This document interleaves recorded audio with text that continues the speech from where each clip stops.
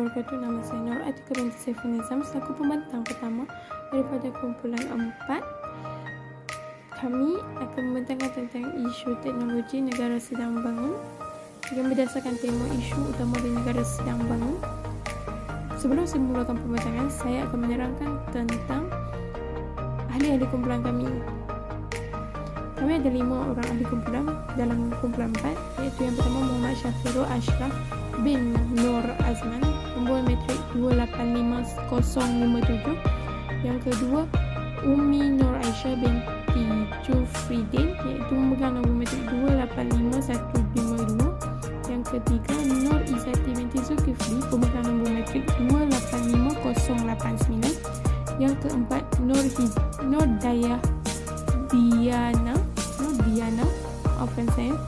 Diana binti Mat Yusuf, pemegang nombor metrik 285088. Dan yang kelima ialah Nur Atika binti Saiful Nizam, pemegang nombor metrik 285120, iaitu saya.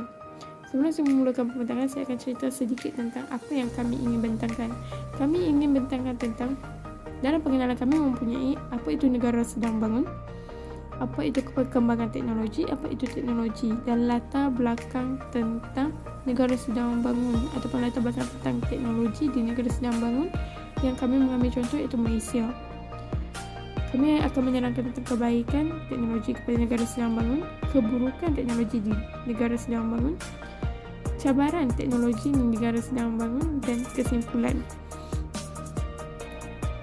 Tanpa belum membuangkan masa, dalam bahagian pengenalan, kami akan membagikan pengenalan itu kepada 2, iaitu yang pertama pengenalan tentang teknologi, yang kedua ialah latar belakang negara sedang membangun ataupun latar belakang teknologi negara sedang membangun. Negara sedang membangun merupakan negara dunia kedua atau negara sosialis yang merupakan berada dalam satu aras keselesaan yang sederhana, tak tinggi tak rendah, sederhana. Menurut Abdul Halim Yusuf 2019, negara yang berpendapatan pertengahan dan daya saing ekspor barangan perkilangan menjadi berkurang kerana berlakunya persaingan di antara negara maju dengan negara sedang membangun. Selain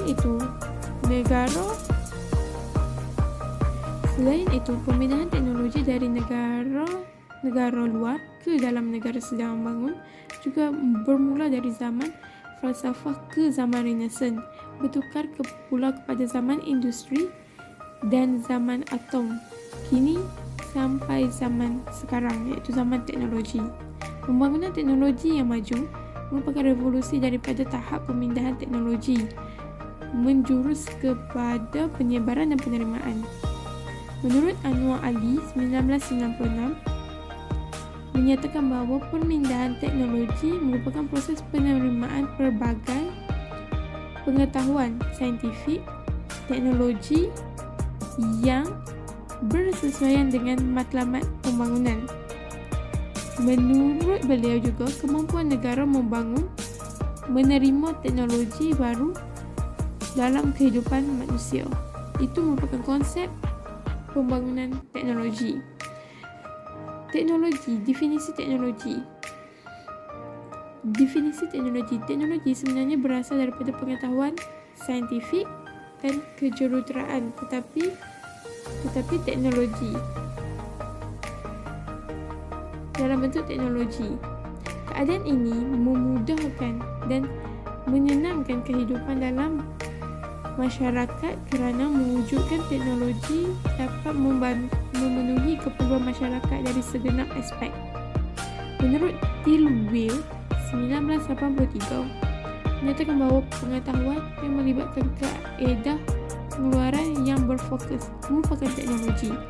Manakala menurut Maimunah 1989, teknologi merupakan gabungan konsep di antara konsep dan ilmu pengetahuan sehingga terciptanya bentuk fizikal sumber pengetahuan yang maksimum.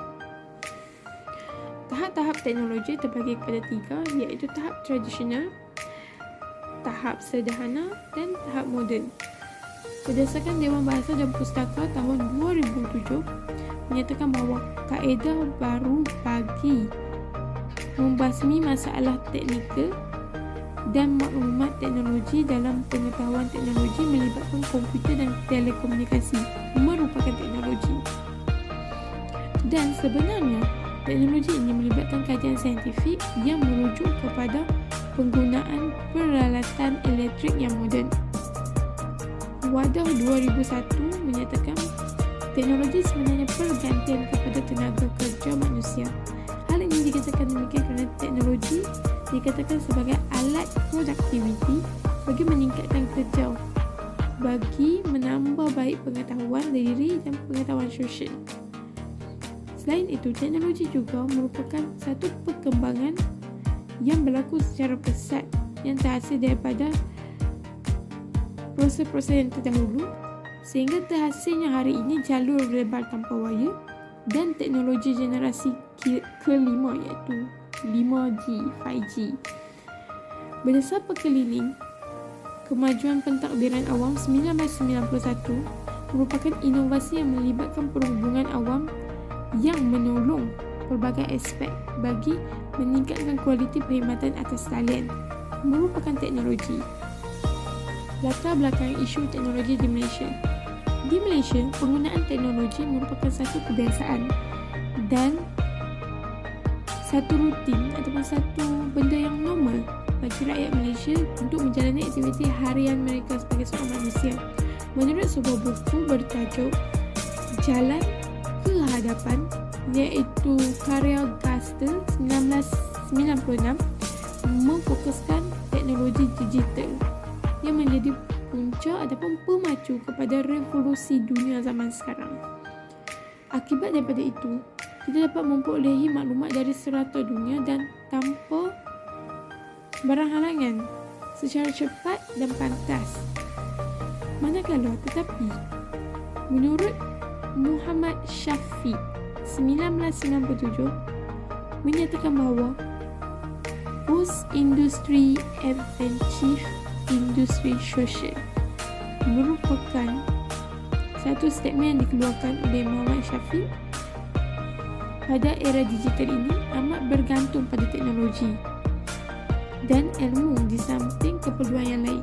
Maknanya membuktikan bahawa teknologi itu perkara yang utama, itu perkara yang penting bagi semua golongan dan masyarakat pada hari ini berbanding dengan ilmu dan perkara yang lain.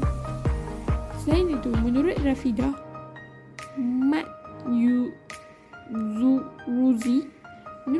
Mat-Ruzi tahun 2020 menyatakan bahawa Malaysia harusnya menjadi negara yang mempunyai teknologi yang moden ataupun menggunakan teknologi yang tinggi ataupun penggunaan teknologi secara pesat. Kerana bagi beliau kebanyakan kejayaan yang diperolehi dari segi pertumbuhan ekonomi negara serta kemakmuran negara merupakan kesan sampingan ataupun kesan selepas penggunaan teknologi yang banyak dan inovasi. Tetapi menurut Hazwan Haizan Muhammad 2021, Malaysia sebenarnya harus menekankan penggunaan teknologi supaya dapat meningkatkan pendapatan per kapita masyarakat hari ini. Dengan itu, Malaysia seharusnya atau sewajibnya menerima kemudahan atau kemajuan dari segi teknologi yang diberikan daripada negara luar ke dalam negara Malaysia, kerana negara Malaysia merupakan negara yang sedang membangun. Secara tidak langsung, ia mampu meningkatkan usaha pencipta dan membangunkan teknologi sendiri ataupun aplikasi yang dilakukan sendiri oleh Malaysia, iaitu sebagai negara sedang membangun. Ini merupakan proses untuk mempercepatkan lagi penggunaan teknologi dan perkembangan teknologi Dan proses ini mampu menyebabkan terjadinya revolusi-revolusi zaman kini yang mampu mengubah persekitaran dunia. Bukan saja revolusi industri 4.0, malahan revolusi-revolusi lain mampu dihasilkan di Malaysia, iaitu merupakan negara sedang membangun. Assalamualaikum warahmatullahi wabarakatuh. Saya Nurizati binti Yusufkafi, memegang nominasi 28509. Terdapat pelbagai kebaikan penggunaan teknologi kepada manusia dalam konteks media massa, ekonomi, perubatan, pendidikan dan media sosial. Dalam konteks media massa, ia dapat menyampaikan berita dengan cepat dan pantas. Dahulu, surat khabar menjadi rujukan utama sesuatu berita. Namun kini telah beralih kepada teknologi, iaitu berita secara atas talian. Oleh itu, isu-isu masa akan diketahui secara atas talian melalui berita harian online. Dalam konteks ekonomi pula, teknologi dapat membantu meningkatkan kemajuan ekonomi negara, terutama negara sedang membangun. Mana ini juga menaik taraf negara ke arah yang lebih baik dengan cara menyampaikan atau menerima maklumat dengan cepat. Contohnya, pengusaha perniagaan mendapat maklumat tentang persaingan seperti cara pembungkusan. Dalam konteks perubatan pula, rawatan yang diterima lebih cepat dan efektif. Sebagai contoh, penyakit serius seperti tuberkulosis dan polio, ia boleh dirawat dengan baik. Malah, teknologi juga membantu penyakit kanser seperti kanser payudara, leukemia melalui sesi kemoterapi. Melalui konteks pendidikan pula, teknologi membantu mengakses maklumat dengan cepat. Ia memberi kemudahan kepada guru-guru dan para pelajar kerana ia merupakan alat bantu guru. Contohnya ketika pandemik COVID-19, teknologi memainkan peranan untuk membantu pelajar menimba ilmu melalui Google Meet, Webex dan Zoom. Dalam konteks media sosial pula, teknologi memberikan kemudahan komunikasi dengan sesiapa sahaja. Sebagai contoh, komunikasi dengan keluarga, sahabat, yang mana sama ada mereka berada dekat atau jauh, komunikasi tetap berjalan dengan lancar melalui Skype, Facebook, WhatsApp. Teknologi yang semakin canggih ini membuatkan sistem komunikasi berjalan dengan lancar. Assalamualaikum. Nama saya Nadiana binti Mak Yusuf, pemegang nombor metrik 285088. Saya akan membincangkan tentang keburukan penggunaan teknologi di negara membangun. Keburukan yang pertama ialah peningkatan jenayah cyber. Kemajuan teknologi menyebabkan ramai pengguna internet yang telah menyalahgunakan kemudahan ini. Sebagai contoh ialah mencuri maklumat peribadi, penipuan, penitipan, penggodaman, judi cyber dan sebagainya. Maka isu ini boleh dikaitkan dengan teori Keynesian. Teori Keynesian menekankan bahawa perlunya campur tangan kerajaan dalam menjana pembangunan ekonomi negara. Oleh itu, pihak kerajaan perlu memikirkan cara yang terbaik bagi menangani kes jenayah cyber ini agar ianya tidak bertambah buruk. Keburukan yang kedua ialah masalah plagiarism dalam pendidikan. Penggunaan teknologi moden dan canggih menyebabkan pelajar banyak bergantung kepada komputer dalam menyiapkan tesis dan kertas kerja mereka. Hal ini kerana pelajar hanya menyalin hasil kerja orang lain dengan cara copy and paste. Kesannya, pelajar semakin malas berfikir dan segala kemahiran yang dimiliki oleh mereka juga akan hilang. Maka isu ini boleh dikaitkan dengan teori modernisasi. Teori modernisasi ialah perubahan masyarakat daripada tradisional kepada moden. Dengan adanya teknologi moden, maka masyarakat kini dapat menyelesaikan semua tugas mereka dengan mudah dan cepat. Keburukan yang ketiga ialah aktiviti pengodaman komputer.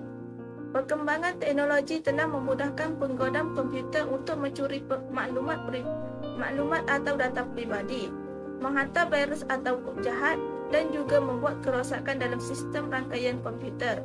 Tambahan pula, teknologi juga memudahkan para pembekal dadah untuk berurusan dan bertemu dengan pengedar dadah lain melalui kod-kod rahsia.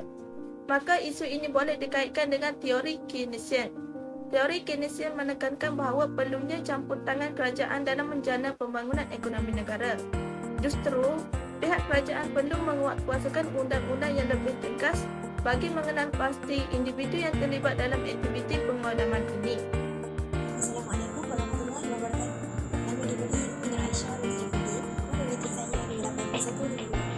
Di sini saya ingin menekankan tentang cabaran yang dihadapi oleh negara membangun.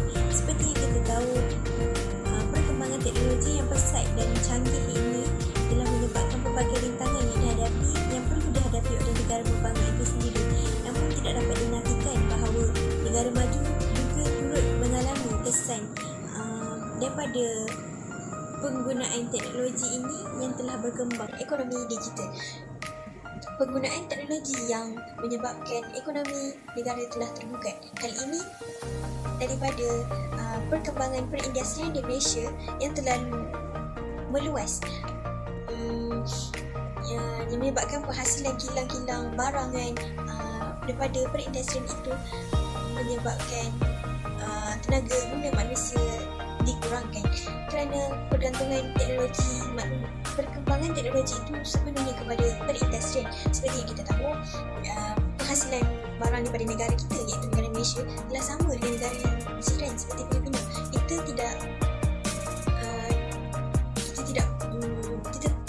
mampu menunjuk jari tentang masalah ini kerana kita tahu yang bahawa perkembangan teknologi itu adalah terlalu bergantung sepenuhnya kepada pembuatan itu tanpa memikirkan akan kualiti penghasilan. Ini adalah masalah apabila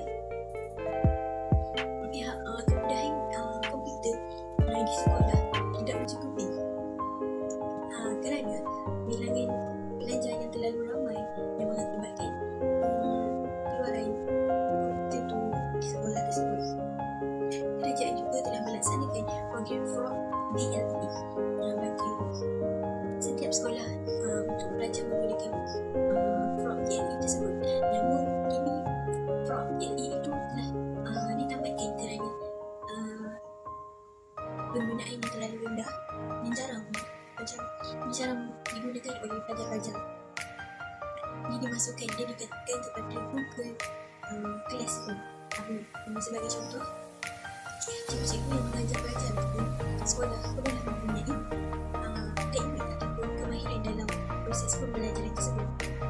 Kita tahu yang setengah guru ataupun setengah guru itu tidak berkemahiran dalam teknologi yang mengakibatkan mereka suka untuk memberi pengajaran kepada anak murid mereka. Keselamatan negara terbuka. Keselamatan negara ini akan terbuka apabila berlaku penyebaran berita yang tidak sahih oleh masyarakat tersebut. Sebagai contoh, sekuriti yang berlaku di Malaysia ini telah mencetuskan berbagai masalah apabila segelintir masyarakat mengeluarkan maklumat ataupun berita yang tidak sahih kepada masyarakat yang lain yang turut memberikan kesan kepada perpaduan antarabangsa. Yang keempat adalah cabaran terhadap sosial budaya. Apabila teknologi yang telah berkembang, maka pengaruh barat yang terlalu kuat dalam mempengaruhi pemikiran masyarakat di negara Malaysia kita sendiri. Kita tahu yang budaya adat itu penting dalam kehidupan kita, tetapi apabila perkembangan teknologi ini telah mempengaruhi pemikiran masyarakat kita kali ini, kita tahu yang bahawa teknologi ini telah memberikan kesan yang buruk, tetapi individu tersebut telah berfikir dengan wajar tindakan apa yang mereka perlu lakukan, tujuan apa yang mereka lakukan sebagai pengguna tersebut. Terhati seni budaya atau adat yang ada masyarakat ini apabila filem-filem barat yang telah dikeluarkan oleh mereka yang telah mempengaruhi pemikiran masyarakat kita hari ini yang merasakan budaya barat ini bebas. Assalamualaikum warahmatullahi wabarakatuh. Saya Muhammad Syafirul Ashraf bin Azman, pemegang nombor metrik 285057. Saya akan memeterkan tajuk kesimpulan secara keseluruhan dengan rujukan. Kesimpulan secara keseluruhan, teknologi amat penting kepada sesebuah negara, tidak kira negara itu kurang maju atau berkembang. Hal ini dikatakan demikian kerana teknologi merupakan salah satu gambaran yang membentuk segala aktiviti, tindakan dan tingkah laku seseorang. Teknologi juga boleh mengubah bentuk hubungan dan bentuk interaksi antara manusia. Teknologi dan manusia tidak boleh dipisahkan kerana manusia perlu mencari segala maklumat berdasarkan teknologi yang digunakan. Kemajuan teknologi pada masa kini ditandai dengan alatan yang semakin canggih dan ia mempunyai pelbagai bidang dari segi bidang kesihatan, bidang teknologi maklumat dan komunikasi serta bidang manipulasi genetik. Apabila munculnya masyarakat digital dalam pelbagai bidang, kehidupan menunjukkan sesebuah negara ini maju dari segi teknologi. Masyarakat dan negara di dunia ini bersaing untuk menguasai teknologi tinggi sebagai simbol kemajuan, kuasa dan kekayaan. Seterusnya, kemajuan teknologi berlaku dengan sangat cepat sehingga menyebabkan manusia tidak mempunyai masa untuk menyesuaikan diri dengan kemajuan ini. Oleh itu, terdapat nilai kebebasan dalam masyarakat yang mana mereka tiada prinsip hidup yang jelas.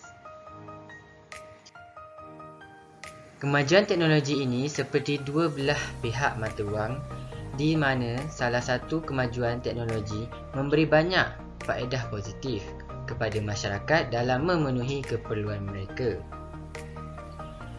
Terdapat juga beberapa kesan negatif dalam teknologi, khususnya prinsip kehidupan manusia dari segi sosial budaya.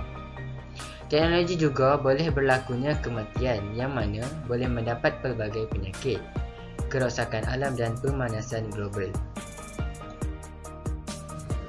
Di samping itu, usaha yang boleh kita lakukan sebagai penyelesaian untuk mengurangkan kesan negatif kemajuan teknologi adalah kita perlu menanamkan kesedaran kepada semua individu tentang kepentingan memahami kesan negatif kemajuan teknologi. Dalam analisis SWOT, iaitu meliputi kekuatan, kelemahan dan peluang dan ancaman, mudah kita dapat mencipta cabaran dan impak negatif daripada teknologi kepada peluang untuk memajukan masyarakat dan negara. Sebagai manusia moden, ia tidak begitu bijak dan mustahil jika kita katakan tidak kepada teknologi. Dan apa yang perlu kita buat adalah mempertimbangkan keperluan kita terhadap teknologi, mengambil kira kebaikan dan keburukan teknologi dan terus menggunakan etika serta tidak keterlaluan supaya kita tidak ketagih dan menjadi hamba kepada teknologi.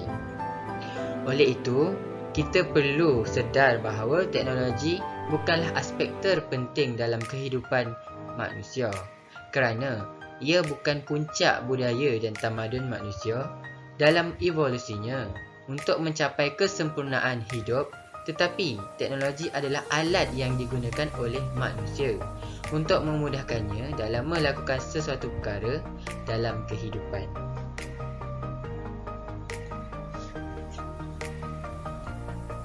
Kita pergi kepada rujukan yang telah dibuat sebanyak 6 rujukan. Antaranya adalah penerapan teknologi informasi dan komunikasi di infrastruktur negara berkembang. Yang kedua, penggunaan media sosial dalam dunia tanpa sepadan, iaitu mencari kebaikan atau keburukan. Yang ketiga, kita melihat kepada kebaikan dan keburukan teknologi maklumat. Yang keempat, kita melihat Malaysia sebagai sebuah negara membangun haruslah menggunakan teknologi baru ke arah negara berpendapatan tinggi. Yang kelima, kita lihat kesan penggunaan teknologi dalam corak pekerjaan masa kini. Yang terakhir, kita melihat kepada kesimpulan kemajuan teknologi dan pola kehidupan manusia. Okey, itu sahaja daripada kumpulan 4. Sekian, terima kasih.